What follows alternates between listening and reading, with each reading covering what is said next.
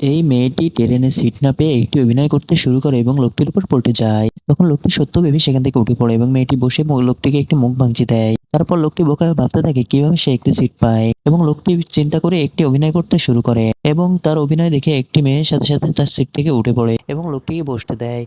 লোকটি মোবাইল থেকে একটি সাউন্ড অফ করে দেয় এবং মেয়েটিকে বোকা বানায়। মেয়েটি বোকা হয়ে ভাবতে থাকে কিভাবে সে একটি সিট পায় এবং সে বসতে পারে। তাই মেয়েটির ব্যাগ থেকে একটি নকল বাচ্চা বের করে এবং একটি ছেলেকে বলতে থাকে, আমি কি আমার বাচ্চাকে নিয়ে এখানে বসতে পারি?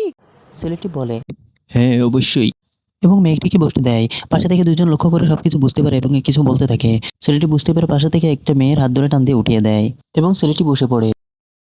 বন্ধুরা, এমন মজার মজার ভিডিও পেতে আমার চ্যানেলটি সাবস্ক্রাইব করো।